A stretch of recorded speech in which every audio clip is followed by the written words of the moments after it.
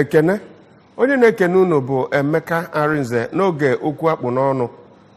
Igbo na-ekwu okwu na na-abụ ofe dị mma ụtara dị mma aka merie. Ọzọ dịka ibie bụ na anyị ma na azụ mgbakọ bụ aka merie o ji gbakọọ. Ọ bụrụ na ịnagharị anya n'ebe ibi ugbu a ma ọ bụ na steeti a ma ọ bụ na Naịjirịa, efu na o nwere ihe dị iche dịnụ na ihe na-eme a na-afụkwa ya. Ọwebụrụ ya bụ na anyị kpọta onye na-afụ maka gburugburu, kọmishọna na-afụ maka environment na Anambra steeti,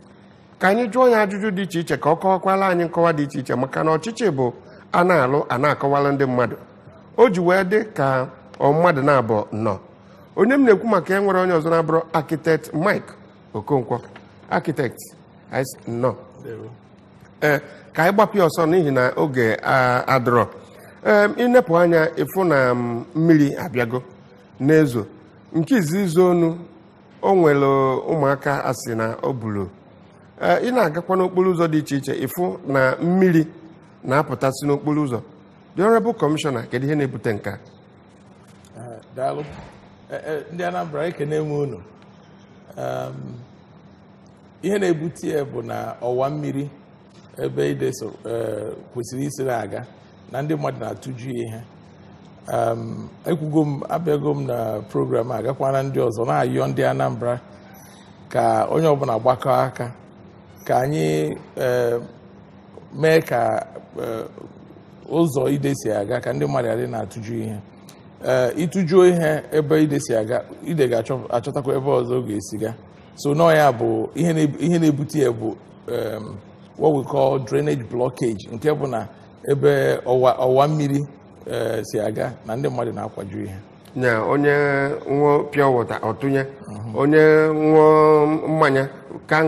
ọtụnye n'ime gọta, onye ribe mmiri sie ọ bụrụ take away atụnye n'ime gọta, onye na-aga richa ọkpọ uri atụnye n'ime gọta. Enwere nke kacha njọ nke bụ na mmiri na-ezo, ndị mmadụ eburu ngwongwo na ngwongwo afịfịa na-awụnye na ọwa mmiri si aga. Eche na iwunyezie iche na ọ na-aga na nke onye ọ bịa ọgbakọnata ebe ofu ebe ọ ya agbakọnata mmiri ya agawakwa ebe ọzọ wee ju na okporo ụzọ ndị mmadụ moto si aga. Ọ dịrọ mmanụ anaghị agbazi nkịtị ka ọ na-eme. O nwere ihe gọọmenti na-eme ma ọ bụ chọrọ ime ma ọ mego iji wee fụ na ya bụ ihe kwụsị, maka na afụrọ m ka mmadụ ga-esigbo na-ele ihe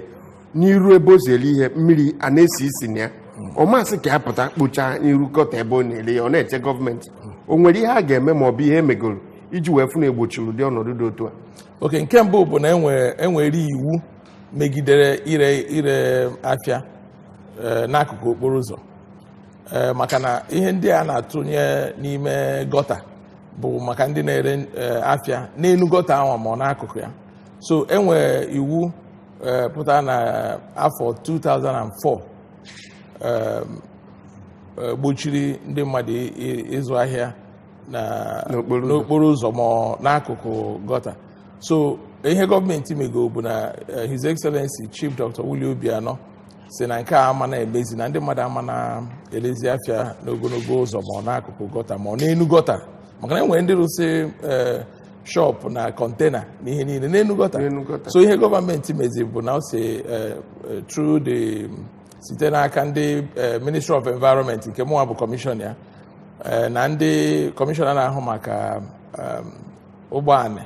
ma kọmishọna transport, kọmishọna na-afụ maka ahịa trade and commerce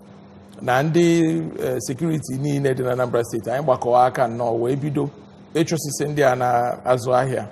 na okporo ụzọ mana n'elu gọta. Otu anyị chụghachicha ha azụ, ọ ga-ebenata ihe a na-awụnye na gọta, mekwa ka anyị nwa bụ ndị na-ekpochasị gọta anụ maka afụkwana etu esi wee kpochasị ya. So anyị ewepụsịgo ndị a na-azụ ahịa n'Ọnịsha, Ọka, Nnewi, Ekwulọbịa, anyị na-aga ebe niile. Anyị ebidokwa n'ikpocha ebe a mmiri si aga bụ gọta. Etu anyị kpochachara ya, enwekwa anọda Ọnịsha niile na-ekpochi ya. Anyị gaghị ebido Ọka etu a ka anyị ga-esi na-eme ya then ndị local gọọmenti na ebe ọzọ dịgasị n'ime local gọọmenti transition chairman mụ na ha ga-arụkọ ekpochakwa ndị ahụ ihe anyị ji eme bụ anyị mechaa anyị bido onye ọbụla tụnye ihe na ebe a mmiri si aga ejide erie iwu enwere nke a na-akpọ imprisonment atụọ ya nga 2 weeks minimum so gọọmenti achọzi ka ụmụ ihe a na-eme ya na anyị na-akabazi arụ kịta ị na-akwado ka ndị mmadụ kọmishọna unu lụchacha ihe ndị a niile nwezikwa ndị lokal gọọmenti ga-alụ maka na ama m n'ọlụ dịrị ndị lokal gọọmenti ma ineba anya ma na gọta ma ịlụ culvert ma ihe ndị ọzọ dị iche iche mana abịa na ọ dị m ka ndị lokal gọọmenti ọ na-alarụzi ụla ọ dị ka ọ na igere m ntị a sị m na anyị mere ihe ndị a na ebe dị ka Ọnịsha Nnewi Ọka ebe nwere ihe a na-akpọ urban areas ndị local west na anyị mechaa ya mụ na ndị local gọọmenti transition chairman emebezie local gọọmenti by local gọọmenti mana ọ bụkwa na ị na-anyarị nke anyị na-ekpocha n'Ọnịcha ị na-anya ifu na-ekpochabere ya afọ one so na gọọmenti west na ọmandizetu steeti gọọmenti na ọmandizetu anyị kpochasizi anya ọrụ local gọọmenti dịrị ọrụ local gọọmenti mana dịka anyị nwa bụ Ministry of Environment anyị nwa na-afụ ihe niile so mechakwa ya ngara endebakwa ya anya enwere otu dị iche iche n'ahịa n'ime ahịa o nwere ihe nwere ike gọọmenti nwere ike ịgwa ndị ahịa ọkacha otu jikọta ndị ahịa asosieshọn jikọta ndị ahịa ka ndị agha jiri aka ha na-echeki na-amonitọ ndị na-atụnye ihe a na gọta onwe onye tụnye na ada ya ara ma okporo ya kpụnyere gọọmenti nke anyị kwuru nnọọ eziokwu na anyị oge anyị bido nke Ọnịsha mụ na ndị ahịa nwere nzukọ mụ na ndị isi ha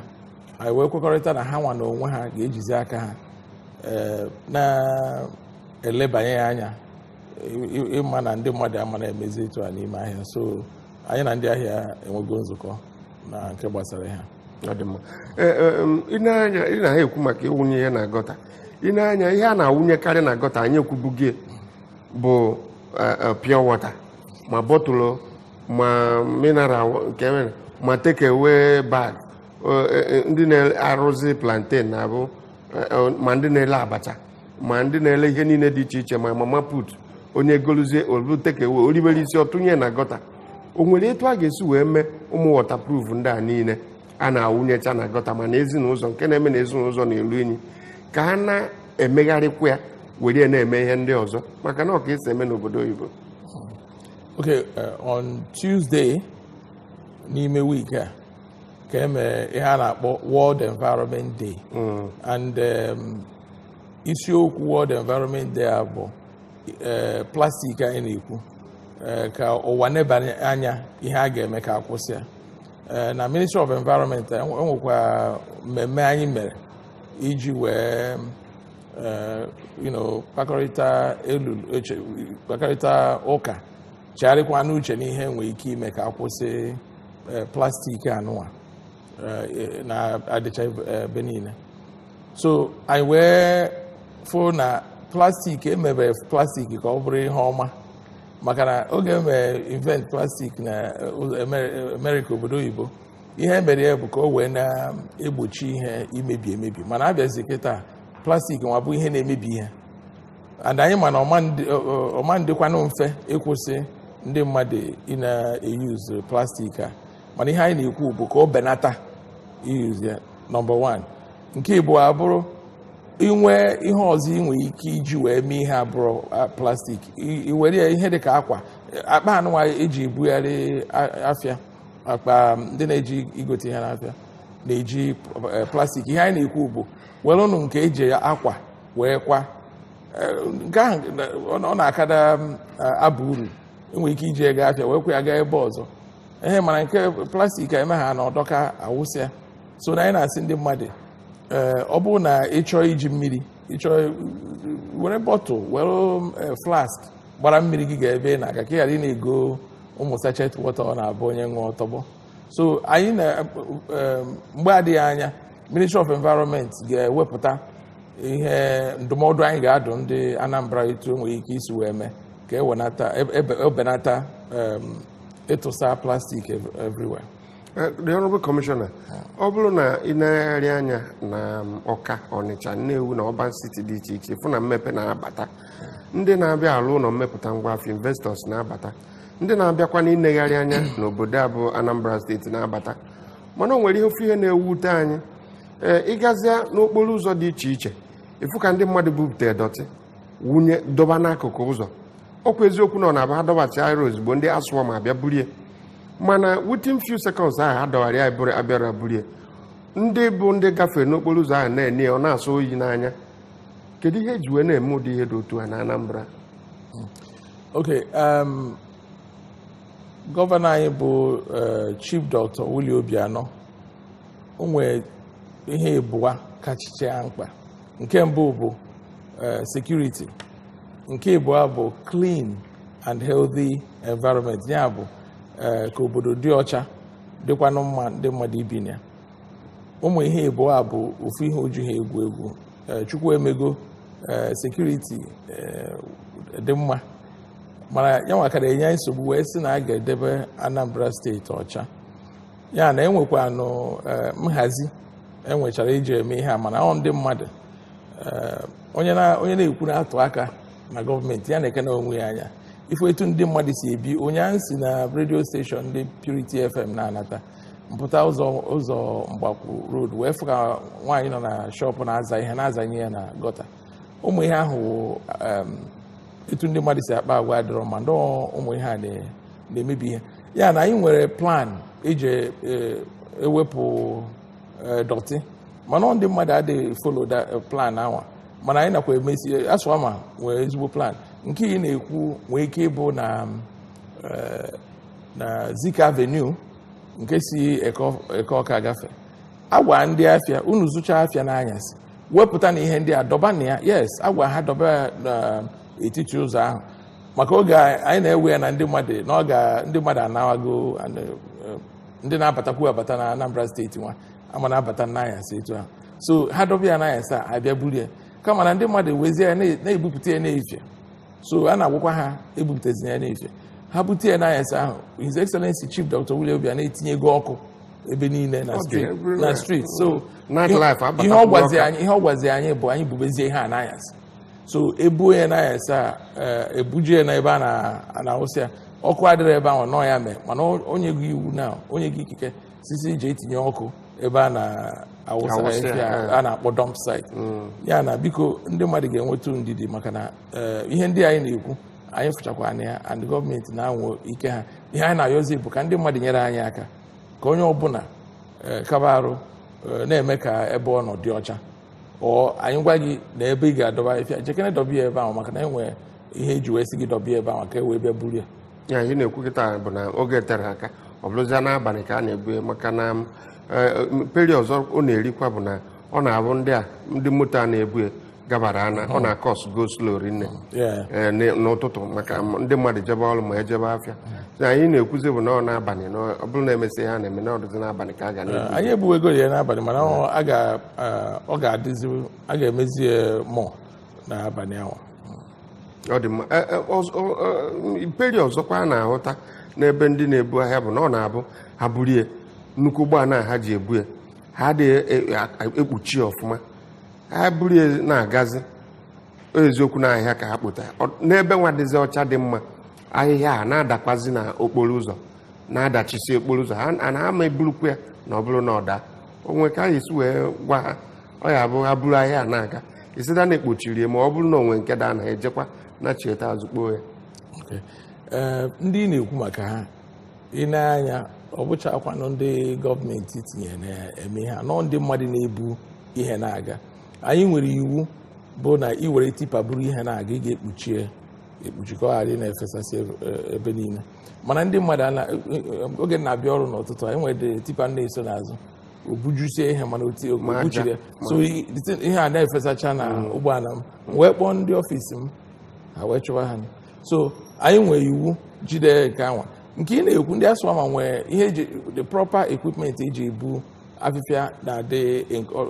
o mechiri emechi, ya na etinye afịfịa n'ime okpuchie wee jebe ebe a na-eje. Ha nwere nke anụnwa na-eghe oghe. ya na ndị na-ebu nke ahụ abụrụ ndị gọọmenti na-ebu ya mana anyị ga-eleba anya na nke ahụ mana ihe mma mana ndị mmadụ na-ebu ma akpakara tingo nke a ụmụ ihe ndị a niile anyị nwere iwu bụ na iburu ihe ọbụla na tipa ụgbọala ekpuchiri ekpuchi na ị ga-akaba arụ wee ha na-akpọ tapolin kpuchie ya wee kedu ka ọ ghara na-awụsa na okporo ụzọ ka na mbuze erosion maka ha ncha niile dị n'okpuru aka gị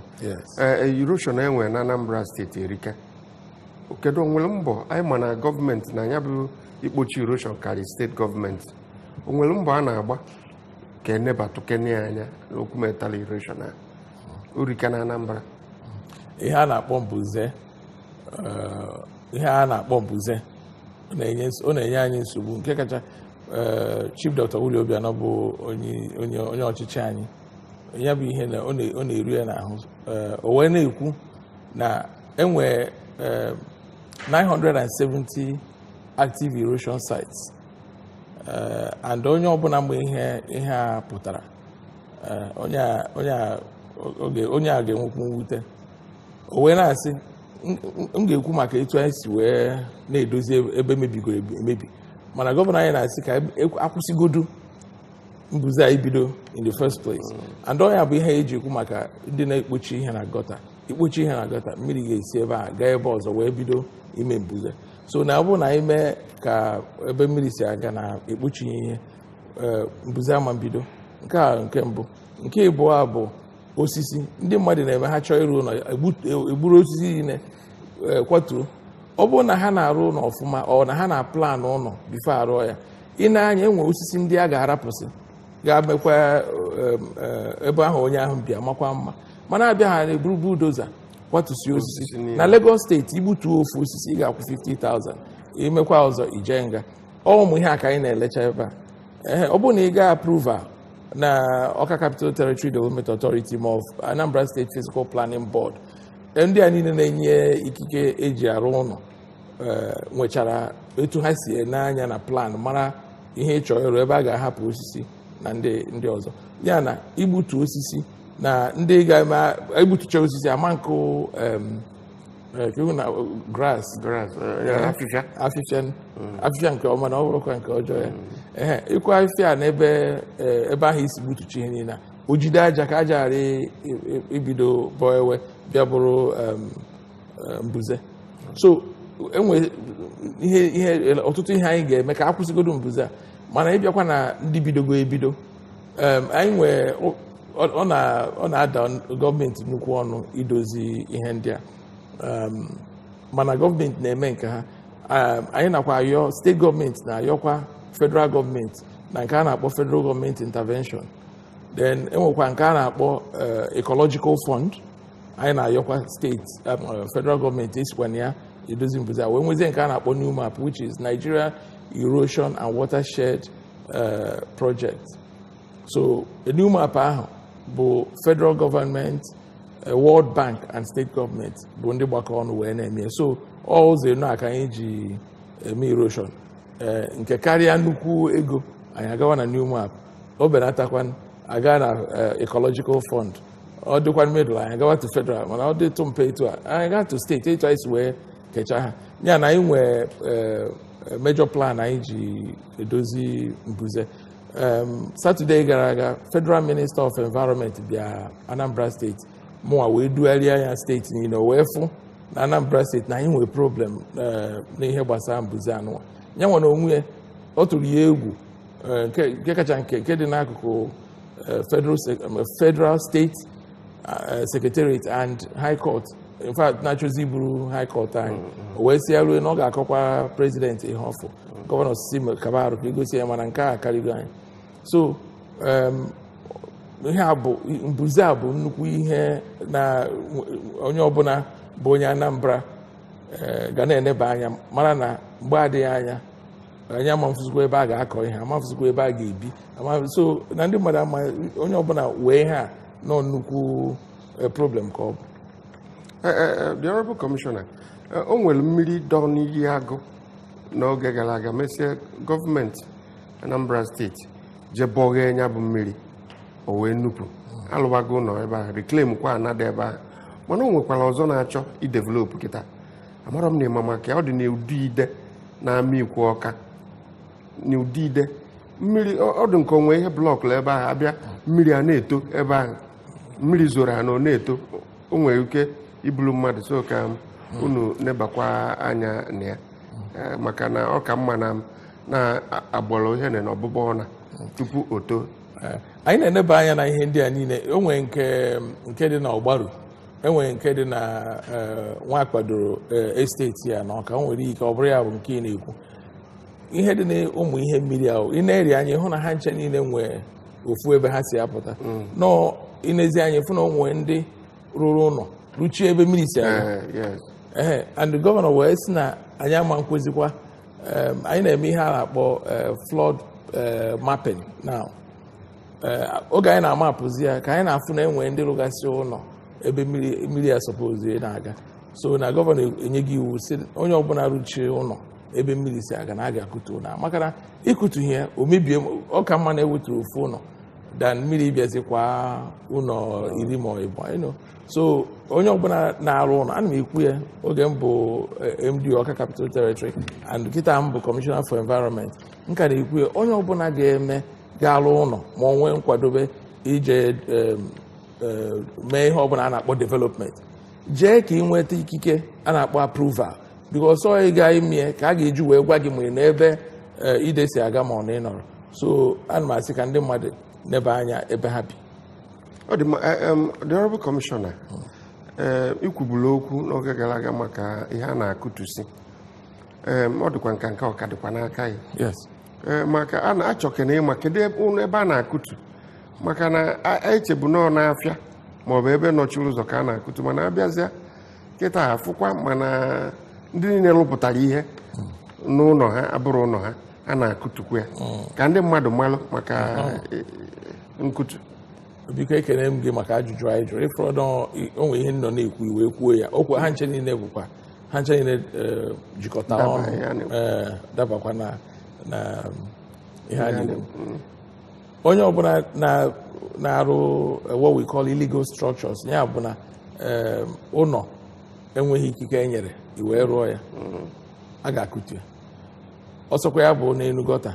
ya bụ na nke na-apụta n'okporo ụzọ, ya bụ na nke nọchi ebe mmiri si aga, ya bụrụ nke ịrụ without permit ewee n'anya ọ bụrụ na etu isi wee ya na ọ ga-abụ ihe adịghị mma to the state or even ọkwa maka ndị mmadụ ka eji eme ihe maka na ọ bụrụ na anyị ewepụrụ ụmụ ihe a obute ọdachi ma ndị petrol station ndị mmadụ rụgasị oge bifo anyị abịa ha na-arụ ihe ha ada emenwuzie na ọchịchị Obianọ maka na ya bụ gọvanọ si na ụdị ihe ahụ na ọma nnọ ewu amụọ n'ọgbụ. So anyị ga na-akụtu ebe niile a ngwa gị ọ bụrụ sọ afịa mana okporo ụzọ ma ndị ruchi ebe mmiri si aga maka shops lụrụ ihe kọpụtara akọpụta den onye shop nwere approval maybe abịazie rụpụtazie nke ka e wepụtakwa na anyị na-akụpụ ha ncha.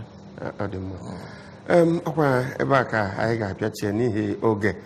na oge abụrụzi nwanne mmadụ. Anyị kwu maka gburugburu, anyị kwu maka mbuze, anyị kwu maka ide mmiri. Ihe anyị kwuru erika o juru eju bala maka na ọ na-abụ ịlụwa ọjị liruo n'enu ọjị kpara ọjị nkụ maka na ịdalị ọjị kwada. Onye anyị kpọtara bụ the Honorable Commissioner. Ọ na-anwe ọrụ na-eme mitin ndị iruo n'ọfịs kịta ndị mmadụ anọ na-echie o wee nwee ike wepụta ịbịa maka gị nwa na onwe anyị gị na-ege ekịta ịgwa gị okwu. Onye mere anyị ji wee jụkọsịa ihe ndị a niile. Ọ ka nwekwara ọzọ anyị aka ajụ ya mana efe adịrọ mana anyị na-ayọkwa ya n'oge ọzọ na ọ ga-abịakwa nọnyere anyị n'oge okwu akpụ n'ọnụ. Wee bụrụ na onye mụ na ya nọ nwere onye ọzọ na-abụrọ dị Honorable Commissioner for Environment Architect Mike Okonkwo anyị na-ese gị biko kenenụ ndị be anyị. Daalụ. Anambra ekene m unu. Onwe ndụmọdụ ị ga-enye na ofu nkeji? Ndụmọdụ m bụ onye ọbụla kaba arụ debe ebe obi na ebe ọ na-arụ ọrụ na ebe niile dị na gburugburu ya ọcha maka na gọvanọ Anambra steeti bụ Dr. Willie Obianọ si na ihe ọ chọọ bụ ihe anyị na-akpọ ọdịmma Anambra, clean and healthy Anambra steeti. Eziokwu ọdịmma Anambra maka na nke a bụ nke anyị. Abụ m Emeka Arinze ka ọ dị.